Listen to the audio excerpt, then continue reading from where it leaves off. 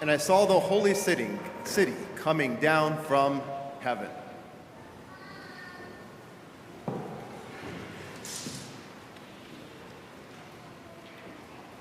We have a vision today of the city of salvation, the sanctuary coming down from heaven. And we can understand this as the desire of all humankind, that desire that is in every human heart, even the fulfillment of all desires. And as we look at this vision, we see that at the end of time is returning to the way things were at the beginning of time. If you remember from Genesis, we heard, "Let there be light." And that light was before the sun and moon were created. The sun and moon were created as an analogy to remind us of that initial light, the uncreated light which emanated from God himself into the world. When this city came down, we see that that city has the glory of God, its radiance like a most rare jewel. And then we have the explanation.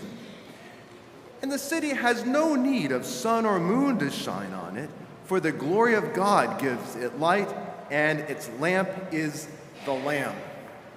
But a lot of history took place before that first uncreated light came, and then this light from the Lamb, bringing forward the need for the Lamb, which is the sacrificial Lamb, our Lord Jesus Christ. And so, shortly after God said, "Let there be light," we know that our first parents were in a garden, a sanctuary much like the city. Except, as we know so well, after they fell, they were cast out of that sanctuary. And then darkness came. No more uncreated light for God's people, for all of humanity. So the desire of all humanity, from all of history, is to get back into that sanctuary. That's our deepest desire.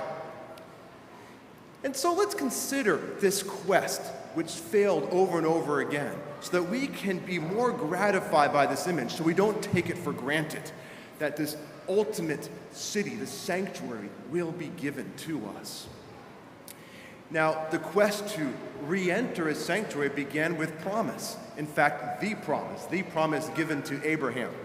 God said that he would give Abraham and to his descendants a promised land. And the symbolism, the intent, was that that promised land would be a new sanctuary, a return to the state that God's people lost from the Garden of Eden. And that promise was given to his children, Isaac and Jacob, and all of Jacob's sons, whose names became the heads of the 12 tribes of Israel. But this is where things go awry.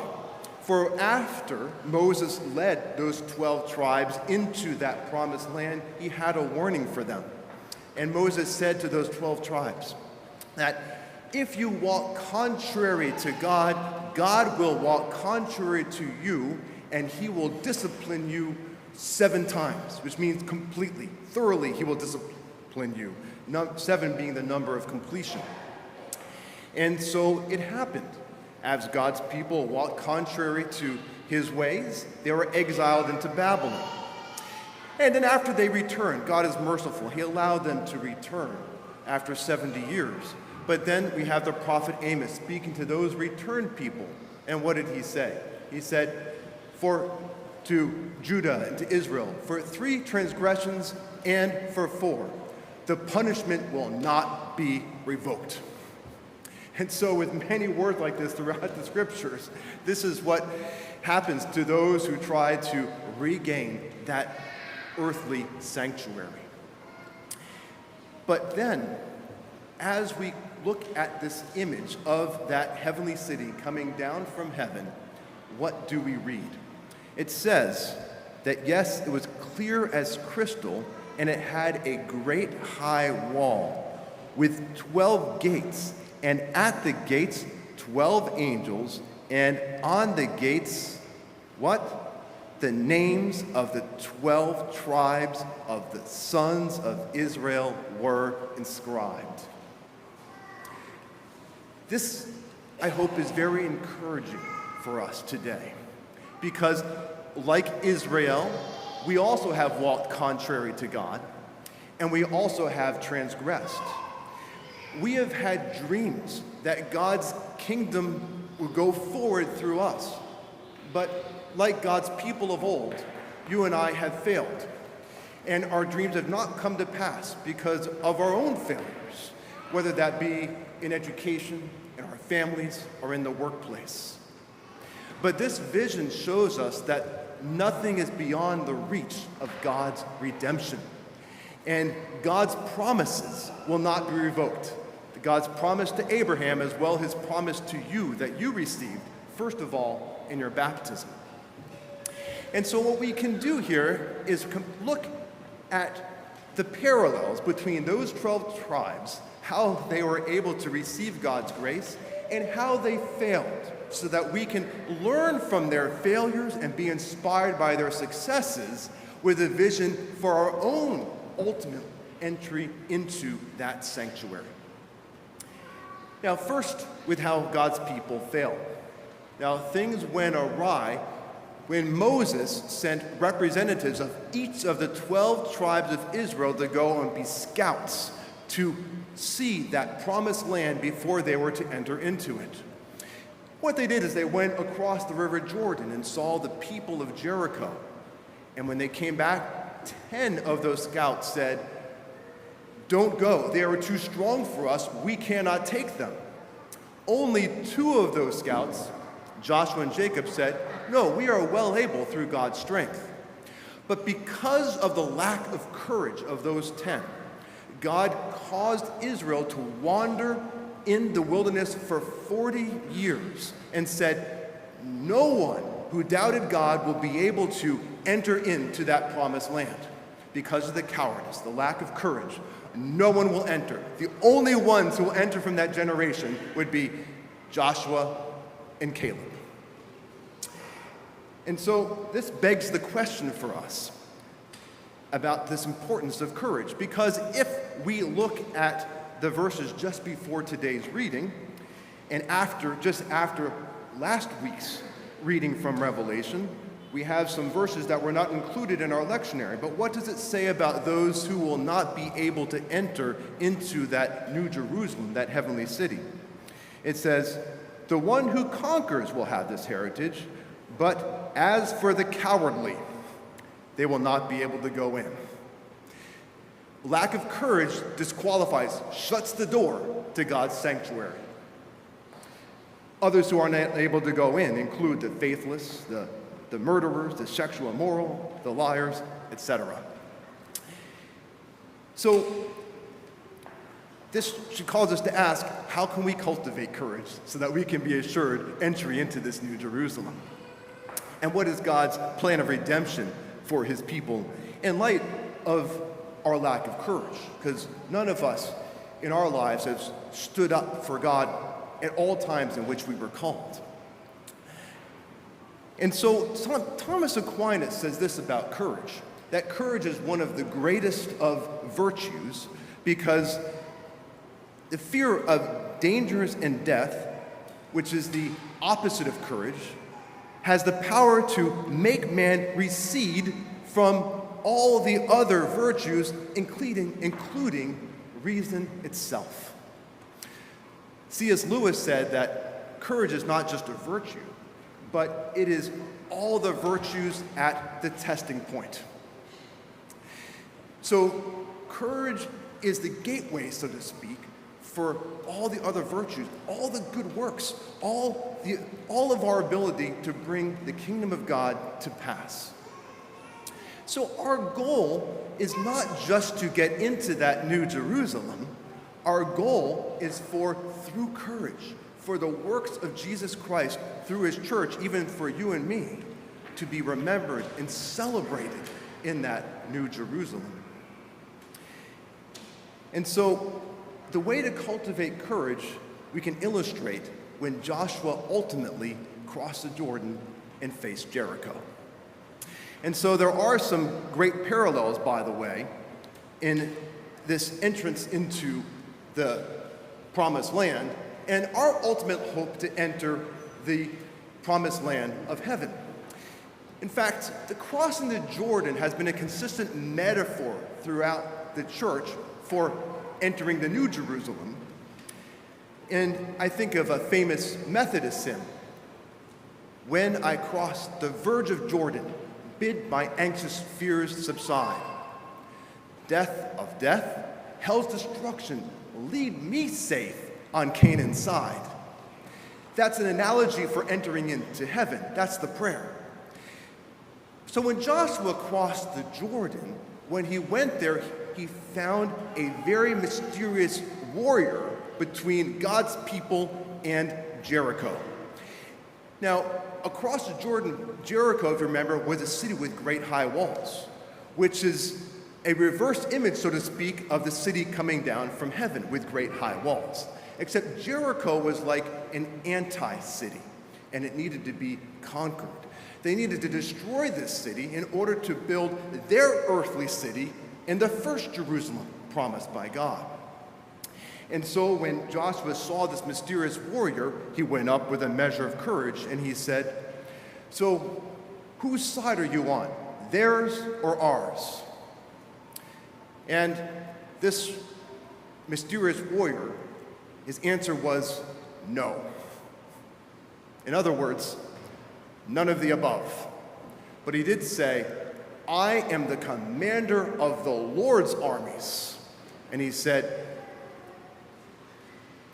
"Where the ground on which you stand is holy ground, take off the shoes from your feet."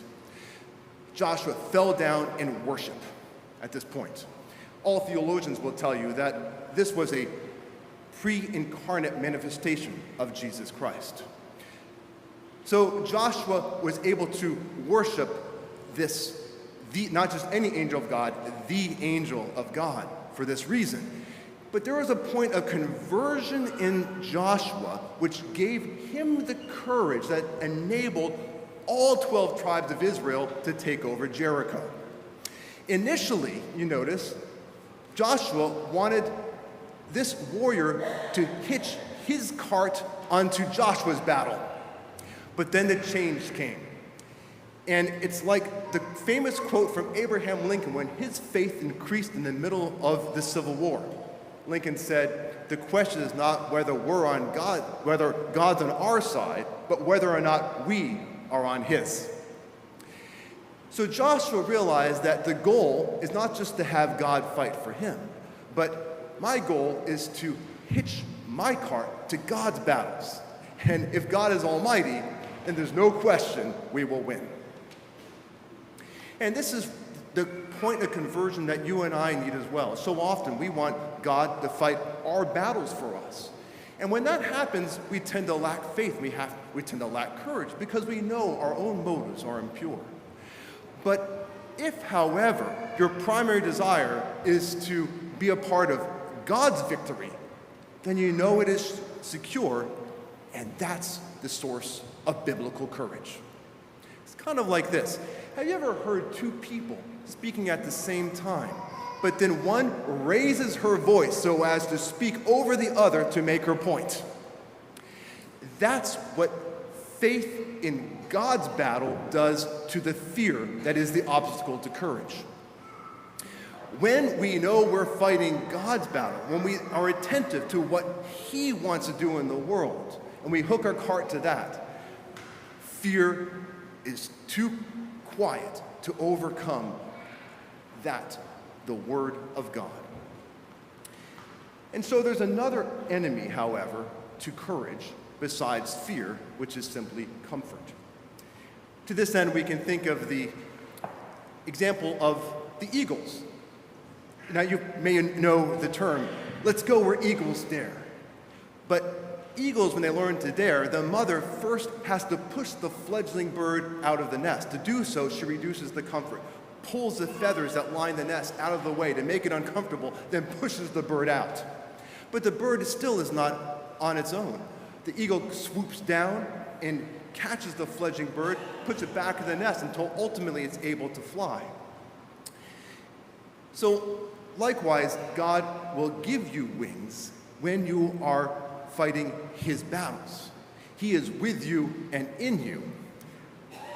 But the problem is, we are not like the eagle, which will die if it stays in the nest for lack of food. You and I can sometimes shrink back and say, I'll find my comfort other places, thank you very much. And so when that happens, God may not push you out of the nest. He may encourage you. He may not force you. But that's when faith dies. It begins to shrivel. And when you neglect the opportunity to go forward in courage. Because courage does not come from an intellectual faith that God is there. It is faith that has wheels on it. Faith that is put into action, that God will be there as I step out in his name. So in light of this, let's just consider some successes of God's people so that we can be like them. Now, there is some research that says that the greatest fear of people, even greater than the fear of death, through surveys, is public speaking. And if this was ever a fear of yours, it was a fear for God's people as well. Think of Moses. When he was first sent out to go to Pharaoh, he said, who am I to go out? I'm not good at speaking. And God said to him, go and tell them that I am sent you. In other words, you're not representing yourself, you're representing me. Isaiah, when he was called to be a prophet, said, I'm a man of unclean lips, and I dwell among a people of unclean lips. So God took the spiritual coal and touched it to his mouth so that he would have confidence that he's speaking God's words. When Paul went to the Corinthians, he said, I went among you with much fear and trembling. I did not speak with plausible words of wisdom. And why? He told them why. He said, so that you would know that my power was not in wisdom, but the very power of God. And so it is for you when you're called to step out in faith, if you're called to share the gospel, or if you're called to walk with integrity in the workplace. Think of Franz Jägerstätter. He was able to look at the Nazi officers in the eye and say, I will not follow you, and God will take care of the rest. And so likewise, when you are called to stand in courage, if you are fighting in God's battle, then he will enable. If you don't see a way, he will make a way. Which brings us back to that initial goal. Yes, we want to be in that sanctuary. We want to be in that holy city. But not just to be there, but that the works of Jesus will be celebrated through us, which is the full promise of the gospel. Those 12 tribes of Israel, most of those were not celebrated in heaven. But Moses was remembered. His songs were repeated and even sung by the saints in heaven. The martyrs, their courage is not forgotten in heaven. And so Paul says that the same promise is given to you and me.